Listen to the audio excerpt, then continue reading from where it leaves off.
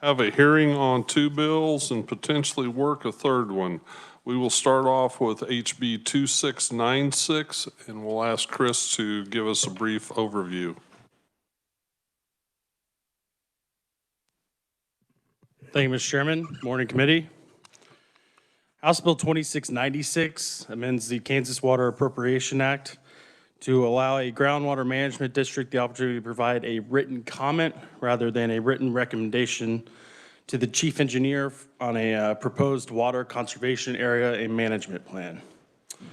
House Bill 2696 specifically amends KSA 82A-745, which is a statute that provides the procedures for water right owners to establish a water conservation area. As part of the process, before the chief engineer executes a consent agreement with the water right owners and issues an order designating an area as a water conservation area, the chief engineer is required to notify GMD where the water rights and proposed WCA are located. Under current law, GMD is allowed to provide a written recommendation to the chief engineer regarding the proposed WCA within 45 days, unless that period is extended by 30 days on approval by the chief engineer. The bill would amend 82A-745 to allow GMDs the opportunity to provide a written comment within that time period rather than a written recommendation. The bill becomes effective upon publication in the statute book, and I would stand for any questions. Any questions? Seeing none, thank you, Chris.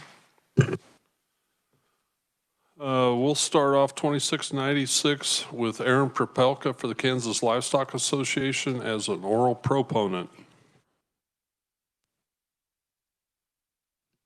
Thank you, Mr. Chairman. Aaron Propelka with the Kansas Livestock Association. I'm going to be pretty brief because it's a pretty brief bill. I think I want to talk more about the intent and the history of how the WCA statute came to be. I'd let probably agency attorneys get into intricacies of the definition between recommendation and comment. I'm not sure there's a lot. Maybe in the Administrative Procedures Act there's a little bit. I don't know that changes a lot. But I think it gets to the intent of trying to streamline these agreements as they pop up so that they can more readily be agreed upon and moved into practice. In 2015, when the WCA was first passed, and believe it or not, I was in this job then and participated in it. The original bill didn't even have this provision. In a lot of respects, it could probably be unnecessary because any action the public can comment on. What it did do is it set out 45 days plus 30. That's allowed in some instances certain GMDs to string out the process that is ultimately within the chief engineer's purview. And so we'd say anything that gets to helping streamline, make that process more efficient, particularly some of these WCAs can be time sensitive depending on when you're doing them in regard to irrigation season or if you're stock water, what your needs are at the time. And so maybe suggest if the intent is to streamline it, maybe we could work on whittling down that comment period a little more. But appreciate the opportunity to provide some history and some comment and stand for any questions, Mr. Chairman. Any questions? Representative Vaughn. Thank you, Mr. Chair. Thank you, Mr. Propelka. Not to put you on the spot, but if you feel comfortable answering, is this an issue that some of your members have faced trying to get their WCAs passed? Has their experience been that they would like to have a more streamlined process? What's the experience of your members been? I think when WCAs first popped up, we did see some resistance, particularly in the stock water area.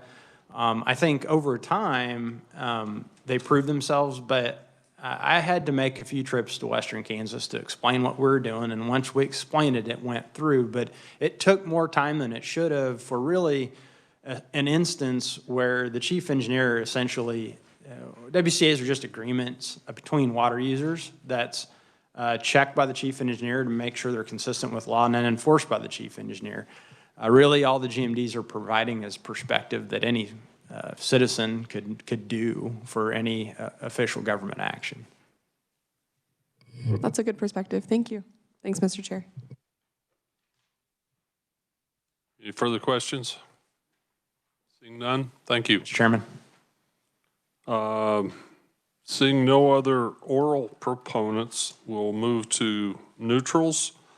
And I see Lane Letourneau from the Kansas Department of Agriculture. Welcome, Lane. Good morning. Thank you, Chairman Minix. Like I said, I'm Lane Letourneau with the Kansas Department of Agriculture's Division of Water Resources, and we want to provide neutral testimony. And what, like Aaron Popelka pointed out, these are a consent agreement between the water users and the chief engineer.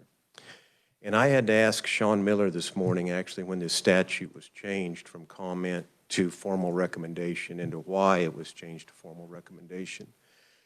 And like right now, we fully agree that the groundwater management districts should review these water conservation areas, because that way they would know what kind of management plans are in their groundwater management district. But then just providing a formal recommendation on a consent agreement seems a little bit awkward to us. And then also the water users, when we've got this plan that's been worked out between the chief engineer and the water users, and there's some back and forth. We don't always say yes. We've had to say no to some of these. By that time, it's in a pretty solid form that the chief engineer's comfortable with and the water user's comfortable with.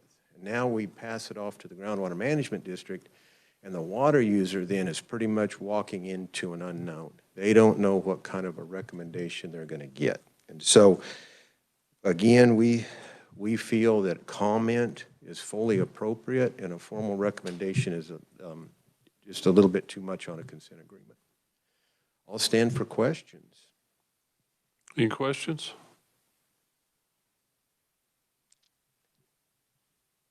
Seeing none. Thank Thank you. you, Lane.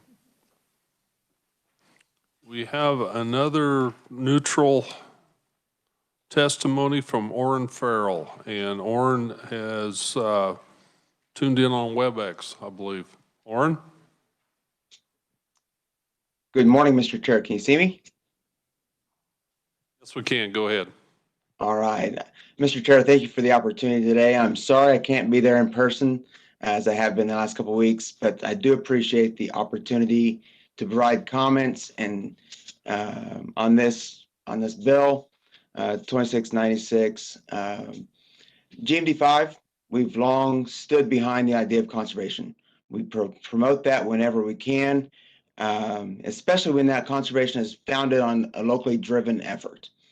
And WCAs in our book meet that requirement, and we stand behind the concept of WCAs.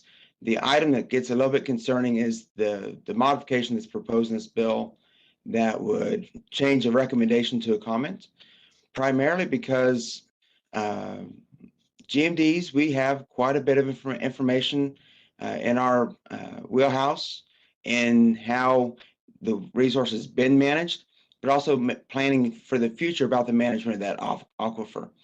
And merely providing a comment to the chief engineer really looks to, from our perspective, to diminish the GMD's ability to manage the groundwater resource going into the future and aligning the goals for a WCA with the goals of the GMD management program. The local boards don't make these decisions lightly, not flippantly. They're typically, especially I can speak for my board, based on a science or factual basis. It's not on a whim. We do believe that there's value in having the water users directly communicate with the chief engineer about how they want to conserve water on their terms. Again, we support that. But to diminish the GMD's ability to make sure that the WCA lines up with the management of the local area causes concern, especially when the WCAs still to date do not have any metric for what is conservation. Yes, they're a case-by-case basis, but until we have some kind of a metric about how they're to be evaluated and how they're considered to truly conserve water, it's a big unknown. To date, we in GMD5 have knowledge of one potential WCA, but up until now, we've never seen one. So we don't know what the next thing may be. Previous conferees have talked about the unknowns. GMD5, we're in the unknown about what WCA's may mean in GMD5. So it causes us some concern. I do believe that we can continue to work in a positive manner should this get changed. We would encourage the committee to take that in consideration and urge caution if there were to be modifications to this statute. And I'll happily stand for any questions. Thank you. Representative Smith. Thank you, Chairman Minix. Thank you, Mr. Farrell, for your testimony. I'm looking at the difference between comment and recommendation. And I hear from you that it sounds like you believe the word recommendation gives you authority over the chief engineer. I want to be clear about that. You believe that moving it to comment takes away that authority? Am I incorrect? Am I putting words in your mouth? I do not believe that recommendation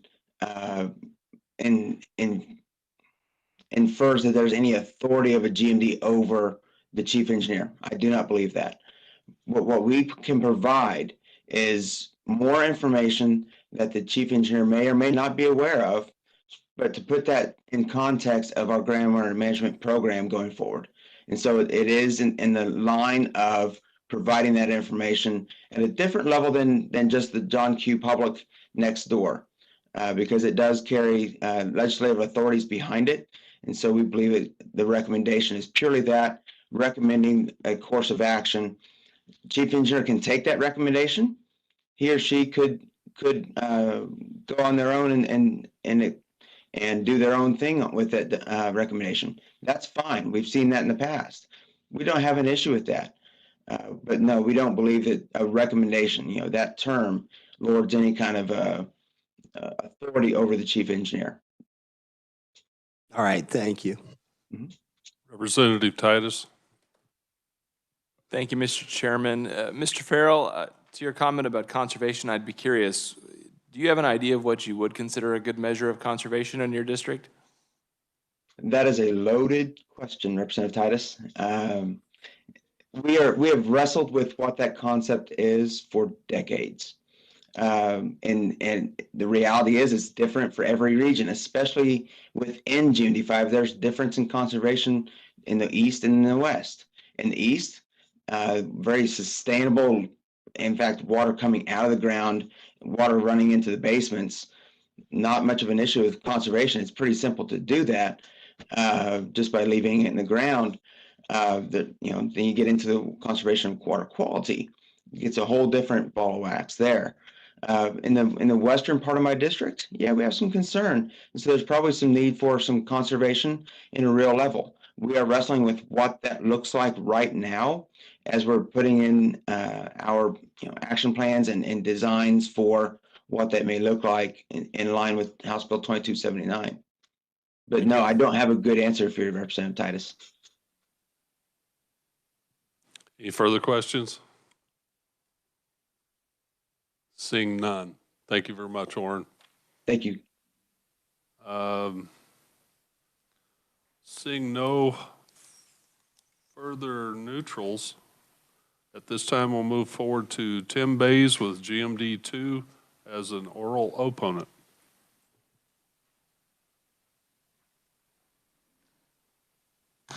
Thank you, Chairman Minix and members of the committee. It's good to see you again. I think this is 4 weeks in a row I've been up in Topeka, which is way past my quota.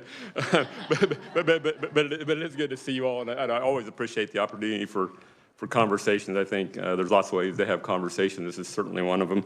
I stand today on behalf of the district in opposition to House Bill 2696. I think we've already talked about it. It's really only one significant change in that statute, and just changing really the word recommendation to comment. And so I spent some time thinking about what does that mean and how does that affect the groundwater management district's ability to properly manage the aquifer, which we are charged to do in the GMD Act. And so I went to a number of dictionaries, and I gave you my written testimony, but the Oxford Language Dictionary defines a recommendation as a suggestion or proposal as to the best course of action, especially one put forward by an authoritative body. Now, Representative Smith, I know you're going to ask that. That doesn't mean we have authority over the chief engineer. Authoritative means a knowledgeable body, someone that has expert information, someone who has the ability to make that recommendation. So then I went to comment, and comment from that same dictionary says, is defined as a verbal or written remark expressing an opinion or reaction. I think those are two very, very different things. A recommendation put forth by the groundwater manager isn't just, well, you know, Tim thinks this, I'm going to tell my board that. We have the expert staff, we have the data, we have the information, we have rules and regulations that we can apply to these statutes. To really give a recommendation to the chief engineer, does he have to follow that? Absolutely not. But I think the more information you can get, especially from the people that know the area, is very important. For that reason, we would oppose changing it to comment. We think that erodes our ability and our power. I know there's been some concern that these take time. To be honest, we've never had one in GMD2, so I can't speak to that. But changing it to recommendation to comment doesn't change the time frame. It's 45 days, and that was specific for that reason, so that a GMD could get that in front of their board. If it's only 30 days or it's 15, we only meet once a month. So that's why the 45 days, we're specifying that with a possible extension of 30 days. And I think maybe Lane specified that pretty well. Sometimes the GMD may get this with no previous knowledge. It's probably the wrong way to do it, to be honest with you. We all ought to be working together. The person or the group of folks that want to do a WCA and DWR and GMD, we all ought to sit in the room and figure it out before it gets to my board or to a GMD board to make a recommendation. You know, again, we're charged with managing the aquifer, and that really means controlling the aquifer. That doesn't mean we have ultimate control, but the GMD Act is specific that it gives the right of local users the right to control their own destiny. So in relation to WCAs, I think one point that's been missed so far in all the testimony is 82A 745F says that any water right in a WCA that is in a GMD shall continue to be subject to the applicable GMD rules and regulations and their management program. So how does that look if we got a WCA in for our review? I think we would look at our applicable rules and regulations, safe yield, spacing, does it meet those or not? And then we'd make a recommendation to the chief engineer. Chief engineer and the applicant, they may have all worked together and they come up with a proposal. And we look at that and say, boy, this looks great. We're going to save 10%. But this flexibility that's maybe afforded by this WCA really causes this area that's got an issue to exceed safe yield. Or we've got a water quality issue over here that maybe no one knew about except for our district. I think for that very reason, it's important that we leave this as a recommendation. I don't think it really changes any time frame. It just gives us the ability to make that official recommendation rather than just, I guess what I'll say, a willy-nilly comment.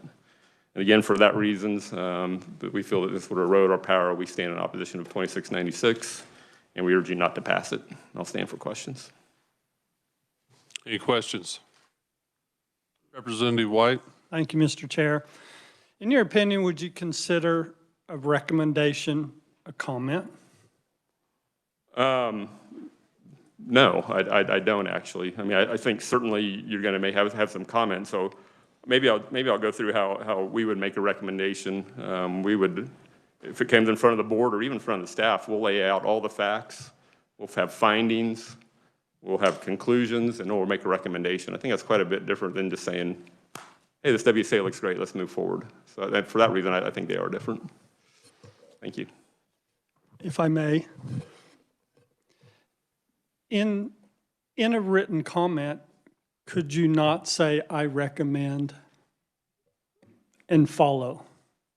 I think you certainly could. I'm not sure why we're changing that then if we have that ability. But yeah, I mean, I think certainly in your comment you could put a recommendation.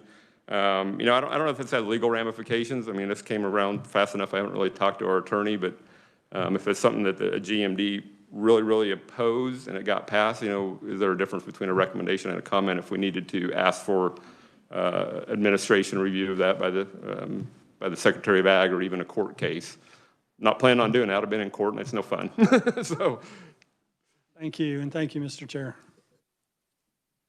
Representative Howerton? Thank you, Mr. Chair. So has there ever been any conflict or legal action taken from someone not following your recommendations? as far as the WCA or? Just in general, the way you're defining recommendation. I'm not sure specifically to that. I mean, we obviously had an issue with a proposal that was put forward by a district member that ended up, we asked for more findings from the chief engineer, but that, I don't think that was really relevant to this question. Trying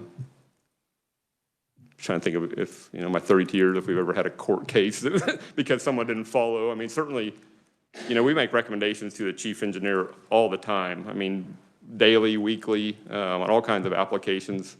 And, I won't put Lane on the spot, but I say we agree 99+% of the time. And if we don't, then we try to work it out. I just met with Lane on something the other day where we wanted a different type of recommendation of an application than they did, and we're trying to hash through that. So I think we can usually work those out. Just because we put a recommendation don't mean it's our final. If the chief engineer comes back and says, hey, I don't think that's workable, that's not enforceable, would you reconsider that? Absolutely, we would reconsider it. Go ahead. Thank you. I just was curious because it's the heart, I think, and the attitude of it. And if they're not following recommendations and there's conflict, then that's not a good thing. But telling me that you guys are working together and working out, that's perfect. That's what I want to hear. Thank you. Thank you. Any further questions? Representative Vaughn. Thank you, Mr. Bays. Thank you, Mr. Chair. Just trying to get at the heart of this. You say in this WCA process, like you have expert staff, you have awareness of the district. Your goal would be facts, findings, and recommendations. But isn't that exactly what DWR does? And what is the point of having that redundancy? And I do respect the ability or, recognize the importance of the GMD looking at things that are specific to their district and being able to review a WCA and say yes or no, or, in terms of like providing a comment or providing their insights overall on the WCA. But ultimately, it's a consent agreement between the water right holder and DWR. And if DWR has the capacity to do all of those things, why is it necessary for the GMD to weigh in? And I guess I'll leave it at that. Do you not trust DWR to do their job in recommending WCAs? No, absolutely not, and I hope I didn't imply that. I think the short answer to that is the same reason we review every water permit application and change application in our district by regulation, because we have the expert knowledge. We run the safe field calculation. We run the spacing. We have staff go out and check it if we think something's wrong.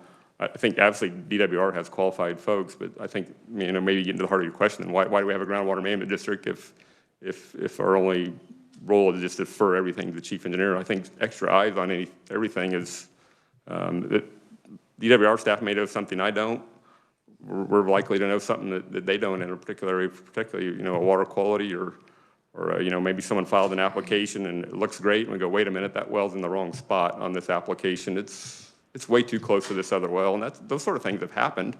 That isn't because we don't trust DWR or think they're doing a bad job. I think we're great. I ran into the former change supervisor at the Kansas Natural Resources Conference. Brent Turney Lane will chuckle if he hears that name, but boy, we've had a lot of good conversations over the years when he worked for DWR, and sometimes he would call me and say, Tim, you did this wrong, and vice versa, and we'd get it figured out. So I don't think there's anything, I'm rambling on here, but I don't think there's any issues with trust between our two entities. Thank you. Any further questions? I have a couple questions. If a group voluntarily comes together and wants to do a water conservation area, and it is the chief engineer's ability to go along with that, I understand where you guys need to know how it fits in with your management plan and what you're doing. Some of the comments I've heard today, how it affects safe yield and this and that. If they're lowering their water usage, I'm not entirely understanding how your comments on how it affects safe yield, they're already lowering their amounts. That really isn't a consideration in my opinion. Yeah, but very good question. I think when we talk about WCAs and the flexibility that get afforded, some of these give more authority for a well to pump that's sometimes mile or more than a mile away from each other. And that's where you could potentially have that safe yield issue. If if you put 5 water rights in there and you say, yeah, we're going to lower the overall quantity or the overall pumping of these 5, I think that's absolutely great. But if that means this well that's 2 miles away now gets to pump more than it's authorized for, then that needs to be considered. Representative Minix, if that makes sense. I think it really just comes down to, I mean, it does say that WCAs have to be consistent or regulations are applicable to those. I don't think that means we necessarily recommend it for denial, but when we say, wow, maybe that's a little too much out of that well, maybe we should mitigate this by, instead of this well pumping 200 acre feet, maybe you should pump 150 and you can, get some other flexibility somewhere else, if that makes sense. Okay. That defines it a little more closely for me. Thank you very much. Thank you. Any further questions? Seeing none, thank you, Tim. Thank you, committee members. That concludes our oral presentations. Within your folder, you'll find a proponent written from Troy Dumler. I'm going to give Tony a hard time. There's an M missing from mine. He's a senior vice president of the Garden City Company. And there are 2 opponent written testimonies, Mark Rood of GMD 3 and Ken Askren from the Kansas Farm Bureau. Any other comments at this time? Lindsay, go ahead. Thank you, Chair. Thank you to all of our conferees today and for the committee's consideration of this bill. I think, I leave it to the chair's wisdom to figure out how we move forward from here. But I do want to say, I think that a number of issues were raised today, and I think some of these issues will be raised in the second hearing as well. And that is ultimately what is the relationship and what is the sharing of, or what is the how do we clarify what is the role of the GMD in relation to what is the power of to DWR?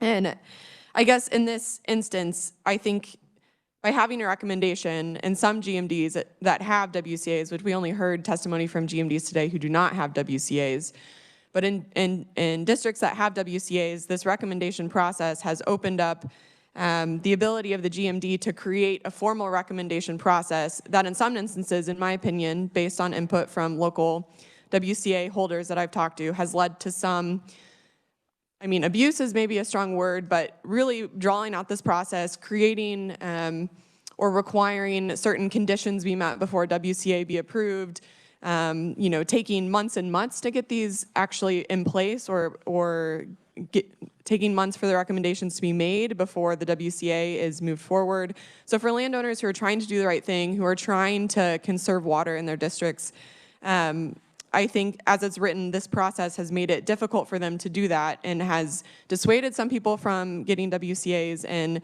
in other cases has made it much harder for others to do so. So, that is where this bill comes from and the intent behind the bill. Ultimately, I hope what comes out of this process is a discussion between everyone involved about how do we streamline this process and how do we create a more consistent process across the board? Because I think some GMDs that have WCAs do it really well, and some GMDs really make this a difficult process for landowners who are just trying to do the right thing. So with that, I'll end my comments, but that is the intent behind the bill and what I hope comes out of this moving forward. Thank you, Mr. Chair. Any other comments? Seeing none, I'll close the hearing on HB 2696, and we'll move forward to House Bill 2697 and ask Chris to give us a brief overview. Thank you, Mr. Chairman. Committee House Bill 2697 modifies powers of groundwater management district boards to allow GMD board to provide relevant information rather than advice and assistance pertaining to certain groundwater management matters. KSA 82A-1028 provides the powers of GMD boards. One of the powers listed in KSA 82A-1028 subsection M allows boards to provide advice and assistance in the management of drainage problems, storage, groundwater recharge, surface water management, and all the appropriate matters of concern to the district. What the bill would do is it would amend that power to allow GMD boards to provide relevant information concerning those matters rather than advice and assistance. The bill becomes effective upon publication in the statute book, and I would stand for any questions. Representative Howerton. Thank you, Mr. Chair. So is there a legal definition for advice and assistance? So in the act, it's not defined what advice and assistance is. It's advice and assistance is kind of a term of art used throughout statutes. I couldn't find any legal definition, so it would go more to the plain meaning of it. I'd say advice and assistance versus relevant information. Providing relevant information is probably just a step back from advising and assist, as those terms are commonly known. So providing relevant information to DWR or whatever wouldn't go as far as assisting them in those matters, if that helps. Thank you, Mr. Chair. So who are they to provide advice and assistance to in section M? That is not specified. It is just generally they provide advice and assistance on the matters listed in subsection M. And in the bill, is it specific to how they relate to the chief engineer in every other instance? There are areas as far as like in subsection O, they can recommend to the chief engineer rules and regulations. That's not specified in subsection M. Any further questions? Seeing none, thank you, Chris. We'll move on. We have no proponents, oral or written. We have one neutral oral from Josh Spotty. Welcome. Thank you, Mr. Chairman, members of the committee. It's a pleasure to be here. I am Joshua Swati. This morning I'm representing REAP, the Regional Economic Area Partnership of South Central Kansas.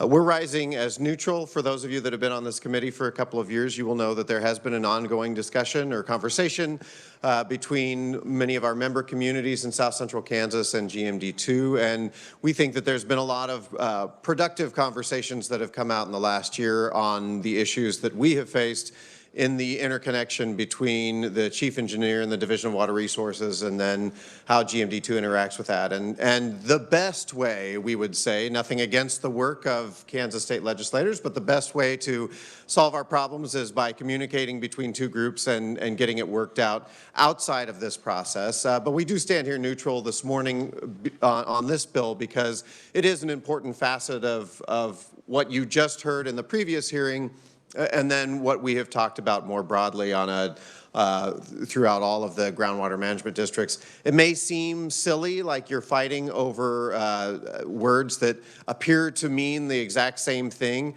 And on top of that, I would even say that on some level, the words don't matter at all. If there is a fairly seamless regulatory framework that interacts very well between the state level and then the groundwater management level, and then in our case, the municipal level, then it doesn't really matter whether the words say advice and assistance or the words say relevant information. It all means generally the same thing. The hearing, I think, is because, as you have guessed over the last few years, these words do matter in the sense that as they are interpreted over the course of years, they can be expanded in terms of what authority exists there or contracted. And that expansion and contraction of the meaning of those words is what creates trouble. And so our preference is to find solutions outside of the realm of figuring out these words. But as we continue to figure out the most seamless process for whether it's municipalities or it's private industry or other users of water in the state, we will eventually have to turn to these words and clarify them. And when I say we, I mean you as committee members, to clarify exactly what these words mean so that there are not questions for the member users of water when they say, well, who's actually making the call here? Who is the one? Is it the chief engineer, or is it someone making a recommendation that's not just a recommendation, but it's an up or down vote as to whether or not something happens? And so we appreciate the work of the committee. We also appreciate the work that we've been doing with Groundwater Management District 2 outside of the work of the committee. But certainly appreciate this issue being brought forward because this is a fairly elegant, in our opinion, solution to some of these language issues. And I'd stand for questions. Any questions? Representative Howerton. Thank you, Mr. Chair. In your opinion, Section M, who does that apply to? I could certainly have an opinion. I don't think I would be the best person to talk about that. I don't want to put anybody on the spot, but there are people in the second row of this hearing room that would be much better to answer that than I would. Representative Smith. Thank you, Mr. Swati, for your testimony. I appreciate what you had to say about maybe the ambiguity between the meaning between the two phrases, right, or words. I'm also on the fence on this one. I understand what purpose it's trying to serve, but I'm having an issue with the difference in meaning, and more importantly, maybe, the difference in how it will be translated or interpreted later after these conversations take place. So are we getting to the meat of what we need is more of the comment I'm trying to make here, and that is we have an incredibly critical natural resource. We have state agencies involved. We also have GMDs and others involved. I think the role of the legislature is to identify any hiccups, hurdles, or outright problems and to try to address them if they can. I agree with you that if we can bring two entities together to come to an understanding, I think that's always the best way. But we can't afford to damage this resource. And so I think that it's important that this conversation at least bring to light that there are some misunderstandings that need to be figured out. And if we don't move this bill forward and it doesn't change anything, at least I hope the entities involved take it seriously that people are paying attention. Thank you. If I may respond, I think there is that central question of sort of who is the decider in this case. And in the previous bill, 2696, that language was maybe a little clearer, and recommendation does kind of sound like an up and down versus comment. In this case, advice and assistance and relevant information are fairly similar, but it's still that for a legislature you have to wrestle with, who is the decider, and is that abundantly clear in statute? Very well said between the last two speakers here. Any further questions? Seeing none, we'll move forward. We have Orrin Farrell again with GMD 5 on WebEx as the neutral. Good morning again, Mr. Chair. Much like we talked about in the previous bill's hearing, this one, while it looks pretty benign, I do have some concerns with revising this to be providing relevant information. One of the things that GMD does, it does have local staff that typically when we've been talking about these things, we're talking about interactions with Division of Water Resources, because that's what gets the lion's share of our comments, lion's share of our attention. But the reality is we work with several agencies, several entities in watching and keeping track of different issues as they arise. A perfect example is here about a month or two ago, we had a water quality problem, a spill of chlorides into Rattlesnake Creek. And GMD staff, we were able to mobilize as fast, if not faster, than any local or federal agency, to my knowledge. And so what we were able to do, we were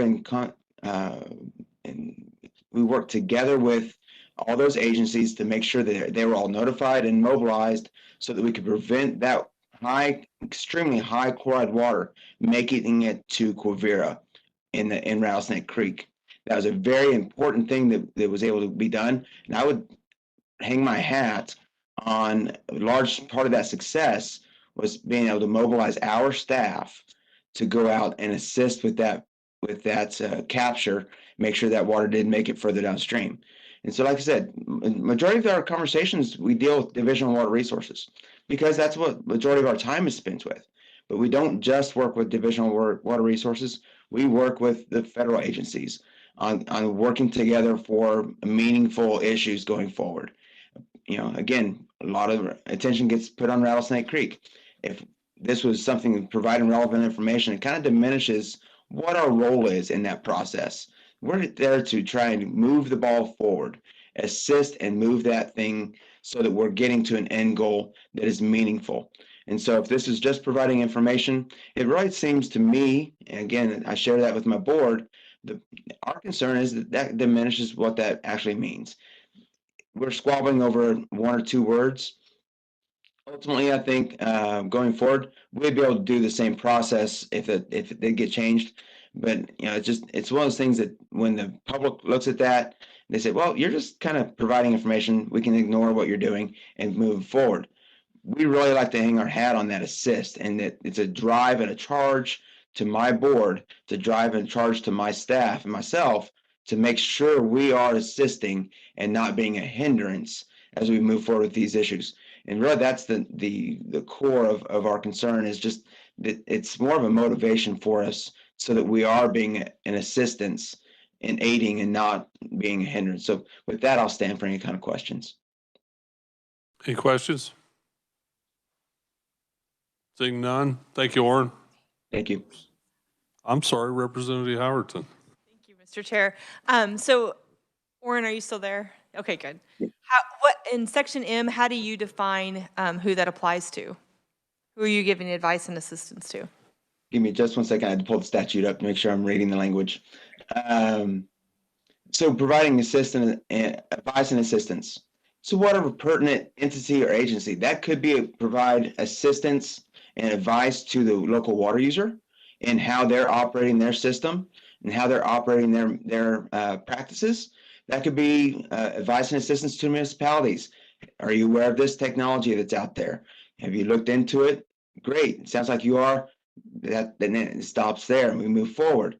It's assistance with other agencies or entities and moving that forward. Again, for me, it's more of a top, bottom, left and right assistance. We really try and position ourselves to be that tool to be used by all water users, including agencies. So you are focusing a lot on the word assistance, which I really like. That means to come alongside and help in my mind. That's how I define that. The advice part you're not focusing on. Do you want to comment on that? We spend quite a bit of time in assisting, sure. Advice, again, when a water user comes in, I have no idea what I need to be doing here. We provide that advice saying, yes, in your situation, we believe this program will work well for you.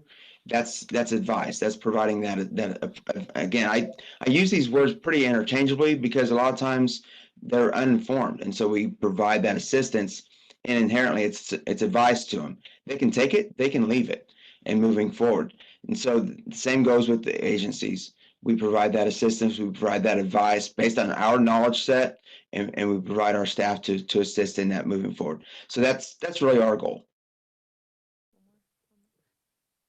And has there ever been any conflict or legal action when your advice and assistance has not been followed?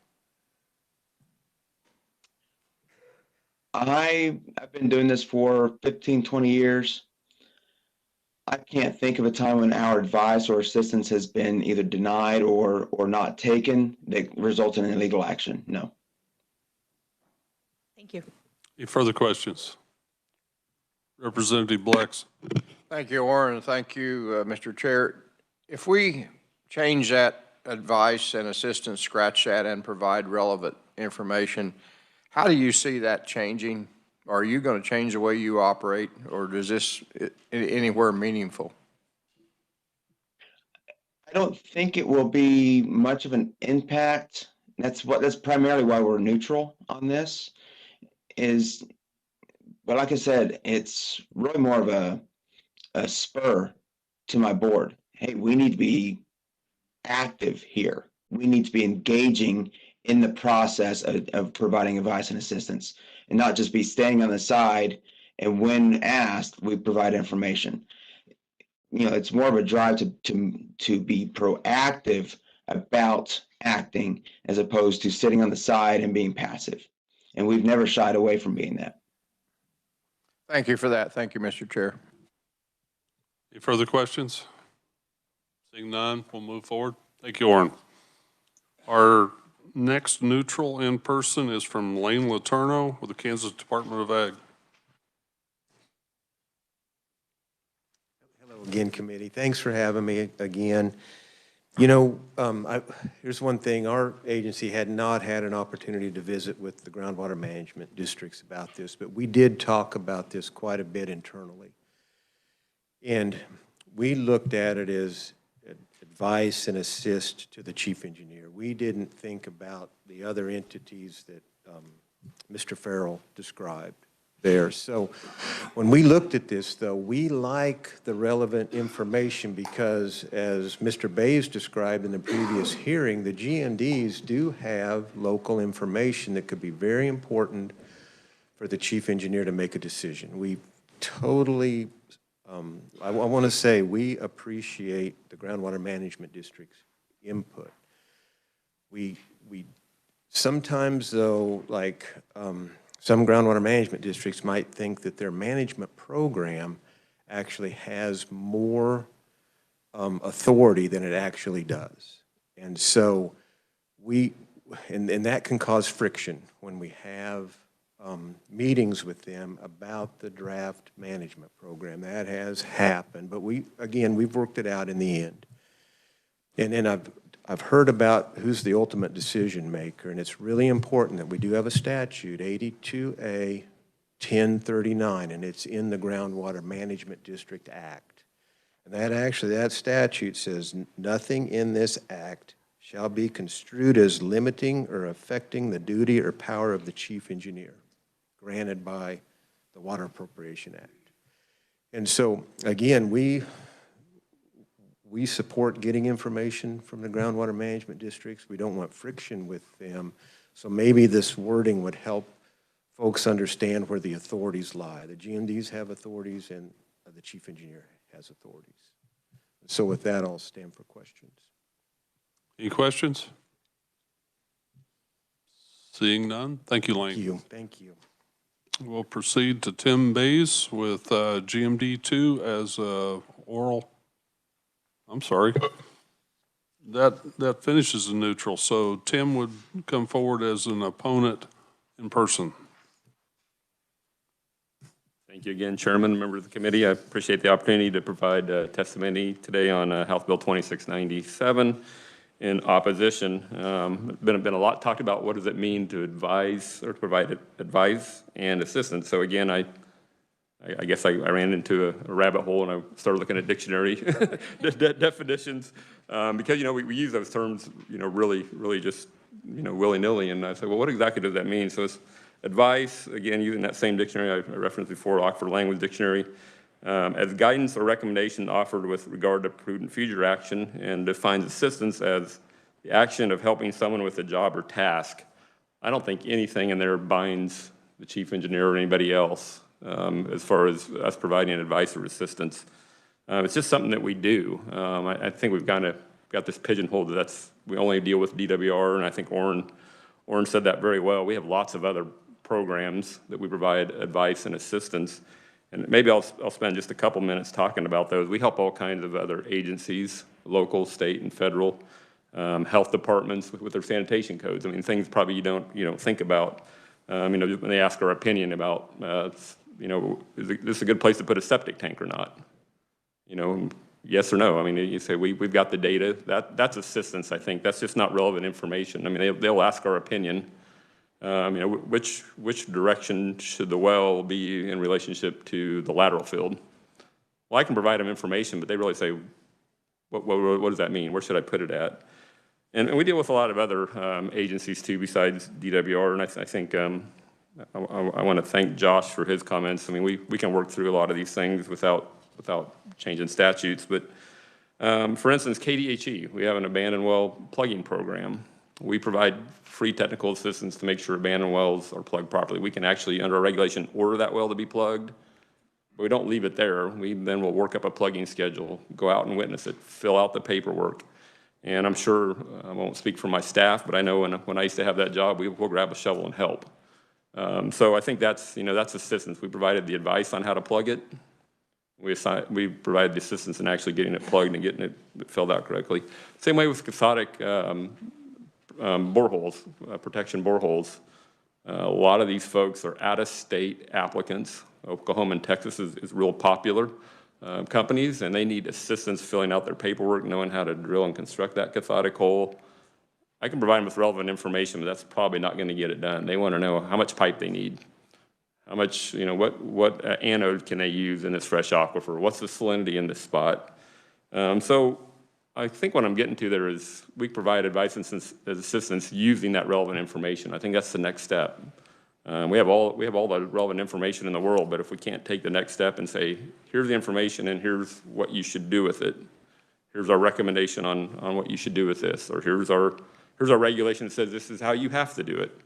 I really think those are, it's really the next step. I mean, I don't think we're just an information provider. That's, if I can kind of go off script here, that's KGS. KGS is great at providing relevant information, but they purposely shy away from any regulatory, conclusions from that. Say, here's the information. What do you want to do with it? And I think that, that's sort of their role, that relevant information. I think our role is really the next step. And again, I want to emphasize that providing advice and assistance doesn't bind anybody, unless it's not consistent with our rules and regs. Then we can say, hey, we do have the authority. We didn't talk about that further in that statute. It gives us the authority to enforce our rules and regulations. So with that, I think I'll probably close because I think we've already talked about sort of this before, but we oppose that. We think this is an erosion of our powers, and our powers don't supersede the chief engineer, don't supersede the Secretary of Health and Environment, but I think they are important powers to be able to provide that additional step beyond relevant information. With that, I'll take questions. Thank you. Any questions? Representative Smith? I promise this is the last time I'm going to talk about this. I appreciate your testimony, and I understand where you're coming from on that. And this truly is a discussion of semantics, right? So we're trying to figure out linguistic, et cetera. But it's really based on past, what we've seen, how it was used. Not necessarily what the dictionary thinks or a thesaurus might give us, but rather what the actual, practice has been. So there is a real problem here, and I'm not hearing that. I'm hearing there's no problem. We've taken care of this as always. Do you see what we're trying to get at here? I'd like to hear that, especially from you, and not because I'm pointing at you, but rather some of the testimony you've given. Do you understand what we're trying to fix here? And I understand this bill may not do it, in your opinion or mine, but how would we?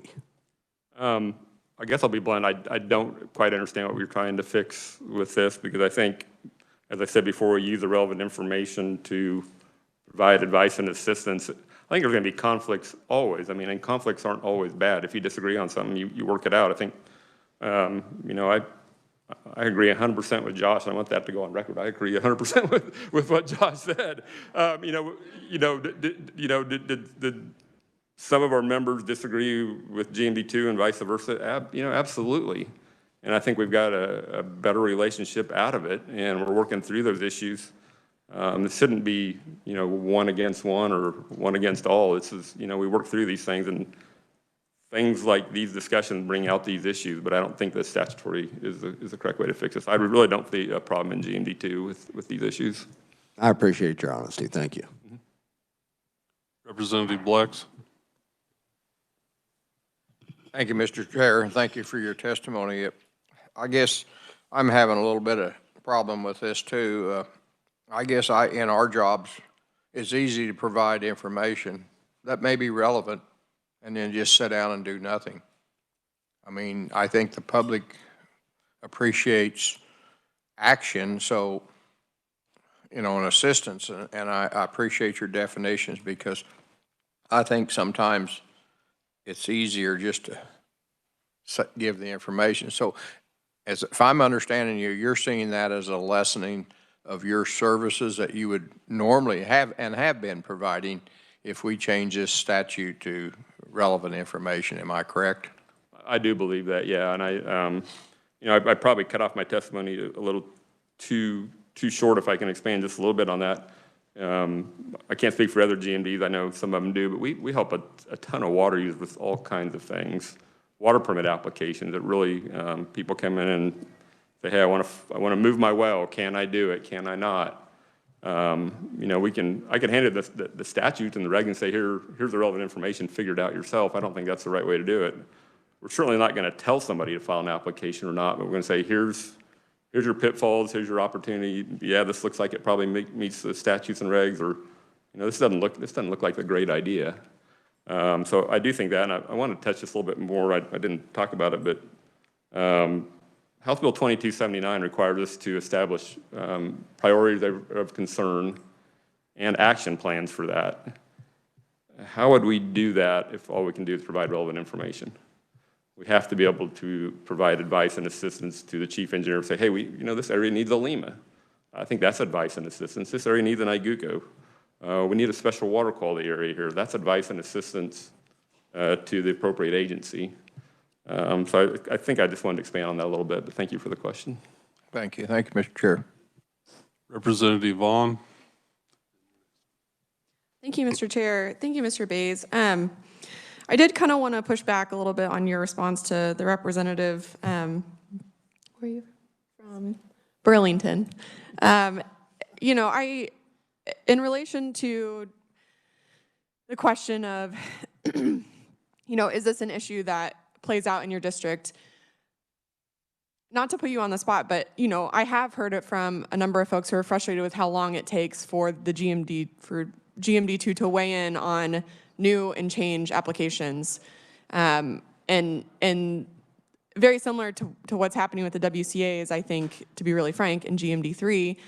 In GMD2, you know, it's kind of the same process where the timeline is extended, conditions are created, the process is drawn out, people are frustrated by how long it's taking to get those things to go through, and I think it really speaks to this exact same issue of what amount of advice and assistance is necessary from the GMD when it's the DWR's ultimate authority and they're already doing all of that work. And so, I mean, I guess I just say that to kind of put that on the table and would welcome your response. But I think that's what is at the heart of both of these bills is, you know, how do we standardize these processes to make sure that, yes, the GMD can provide relevant information or, you know, whatever the right terminology is. But ultimately, how do we ensure that GMDs are not obstructing the process of water right owners and landowners who are trying to do the right thing or who are trying to move forward with these change applications or new applications or any process that the GMD touches? How do we improve that relationship and make sure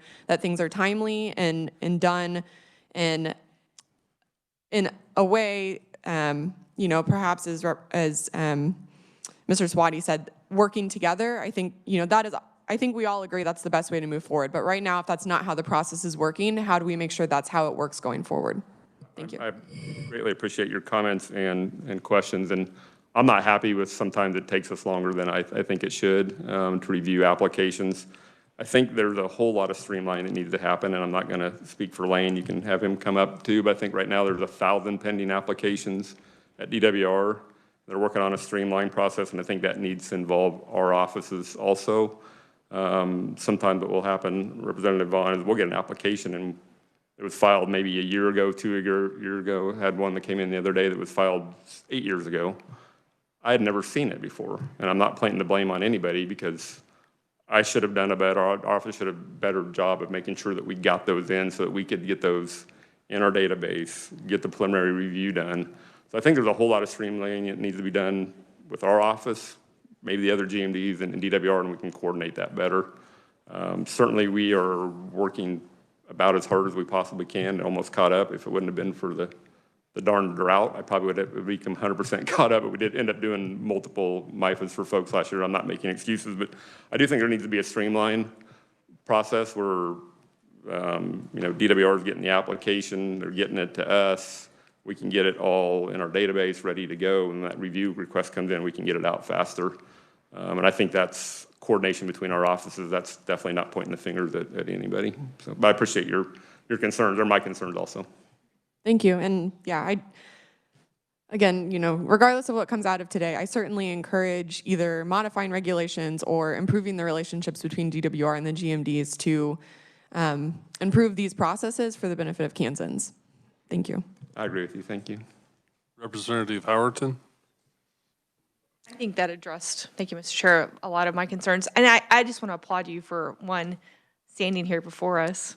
That's amazing. And the work that you have done with REAP and with City of Wichita. Those conversations are important, and that's how we ultimately want to work. We don't want to make laws to regulate things. We want people working together, and I just thank you for that. Appreciate your comments. Representative Blex. Thank you, Mr. Chair, for a second time. Would you still be an opponent if we just put the word relevant in front of advice and assistant and struck out information? Of course, without having the opportunity to speak with my board, I don't see an issue with that, but that was something that, obviously I'd want to get some direction from my board. I don't have any issue with, I would hope our advice and assistance would be relevant. So I don't see a problem with that. Well, there seems to be an issue that, of considering, and I understand fully where you're coming from, that seems to be a lessening of my value when I give assistance to a person with an issue as opposed to information. I understand that. Thank you. Thank you. Representative Titus. Thank you, Mr. Chairman. There's a lot of emphasis here on the not being able to provide assistance, and I didn't write this bill, but I assume the intent was not to stop you from helping people fill out applications and things like that, which if this bill moves forward, that can relatively easily be taken care of. But the underlying issue that I've seen in my practice that has been hinted at here is, and we've seen this in multiple GMDs, is where a GMD board and staff starts to choose favorites among individual water rights. You have a general charge to help conserve use in the aquifer, but we see not all constituents are treated the same, and different types of application get different treatment, and sometimes it's a soft influence where they don't get as much help, or things are a little more difficult, or sometimes, as in your case, is actual litigation where parts of your constituency that are on the border suing other constituents. And I think it's that overall concern that people have heartburn over. And it's not just your GMD, but that's the heart of the question that we're all sort of dancing around here, is if you'd like to comment on that or not. That's how I kind of see the core issue here. I guess some clarification. Are you, I don't want to use the word accusing, are you trying to say that we treat different users differently at GMD too? And I think in some cases, yes. Okay, well, I would definitely push back and disagree, and I think we have rules and regulations. I see every single application black or white. It either meets the regs or it doesn't. I don't really have a choice. So I'm not sure how else to respond to that, but thank you. Any further questions or comments? Seeing none? Thank you, Tim. Thank you. Direct the committee's attention to written testimony as opposition from Ken Askern with the Kansas Farm Bureau, and also Mark Rude with GMD 3. Any further comments? Representative Howerton. Thank you, Mr. Chair, and thank you so much for hearing this bill. I think this bill comes from just a lot of frustration with users, as Representative Vaughn has mentioned, that GMD reports, with the tone in which some of the reports were written, and just it's important how we define things. Interpretation, definition is important. I believe that comes from the heart of a person, is how they interpret things and the intent. And I believe that everybody involved has a great passion for water in our state. It is important. It is a vital resource, as Representative Smith said, and passion is greatly appreciated and it's expected. We expect you to be passionate about that. But passion does not always give power, and passion cannot define the way we respond to things. And I think that's the heart of this bill, is just making sure that we understand what our role is. And the role of GMDs are important. The roles of the chief engineer is important. The role of the water user is very important. They're all important, but they must work together. And those conversations are very important to be had. So I thank the chair for allowing the hearing, and I leave it to his will as what we do regarding this bill. Any further comments? Seeing none, I'll close the hearing on HB 2697. Committee, at this time, I would like to work House Bill 2678. It's in your files. Deals with the water bank.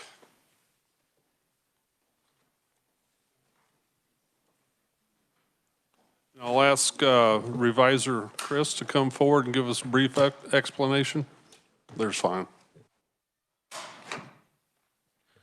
Thank you, Mr. Chairman. House Bill 2678 was a bill we heard on February 8th. It makes two amendments to the Kansas Water Banking Act and KSA 82A-763, which is a statute that provides requirements and conditions for a bankable water right to be deposited in a bank or safe deposit account. First, for deposits of water that is available for lease, the bill would extend the period that a groundwater water right could be deposited in a bank from 5 years to 10 years. Second, in pertaining to safe deposit accounts for future years, the bill would add a new requirement for safe deposit accounts in that water withdrawn from an account shall be authorized by a water bank on or before December 1 of the calendar year in which the withdrawn water is to be used. Happy to answer any questions. Chris, do we have a fiscal note on this bill? I am not aware of the fiscal note. I believe there probably would be one, but I don't usually come on those. I don't believe there's any fiscal impact. Okay. So, committee, I'll ask what your wishes on this bill is. I'd entertain a motion. Representative Smith. Thank you, Mr. Chair. I move that we push HB 2678 out of committee favorably. Is there a second? Several here. Vaughn and Fairchild, your choice. Is there any discussion on this bill? Representative Titus. Thank you, Mr. Chairman. I thought we had a really interesting discussion about the water bank, and I know folks have had an opportunity to review the last review that was done. So with that in mind, I think it's important that we take a look at some of the outstanding and lingering issues with how this water bank is operating before we just move forward the requested changes, because the previous review didn't outline all those, so I have an amendment. While Chris is passing that out, I'll briefly explain. There are two additions here. The first that I'm proposing is, so every water bank every 5 years undergoes a review by a body that's laid out in statute. But that body is essentially sort of, it's folks from universities, it's made up of water users. It's not necessarily a group that has the resources or the technical capacity to answer some of the questions that were raised about consumptive use. And that was a difficult process from my understanding when they did try to answer those questions last time. So what I would like to do is, prior to, or in lieu of the next 5-year review, which should be coming up in the next couple of years, my amendment would direct the water office director and the chief engineer to develop an RFP, to hire an independent consultant to conduct the review required in statute. In addition, it asks for specific findings on impairment and consumptive use regarding the water bank's operation in the Rattlesnake Creek Basin. So that would be the issues involving Quivira that we talked about. And then this would just be a one-time review. The review would have to be started by July 1, 2025, so there's some ramp-up time. And then that statute would expire, I think, July 1, 2027, so that, again, it's just a one-time technical review to answer the questions. Then the other change that I've put in the bill is it would restore something that existed prior to 2012, that a bank shouldn't be chartered for more than 7 years. Given questions that arise, it just seems like bad policy to allow a permanent charter of a water bank not tied to the review and how it's impacting the environment. So be happy to answer any questions about that. And I I would, do I need to move my amendment yet? And I would move adoption of the amendment. Second by Representative Vaughn. We're on the amendment. Are there any questions? Representative Fairchild. Thank you, Mr. Chairman. Since your amendment limits the charter of the banks to 7 years, I mean, that's basically changing this from 10 to 7 then, right? Because this bill is changing the number of years that they can enter into a water bank from 5 to 10, so this would be changing it to 7? It would change the charter document for a 7-year period, but there are provisions for dealing with that water if a charter were ever lapse, and it could be lined up differently if you thought a different number was better, but it doesn't necessarily impact that. I'm presuming banks will continue to be chartered and continue to exist since this one has never been discontinued. Representative Vaughn. Thank you, Mr. Chair. Just to clarify the last point, the way I'm reading it too, the bank can be chartered for 7 years, but then there's obviously the option to extend that charter for another 7 years.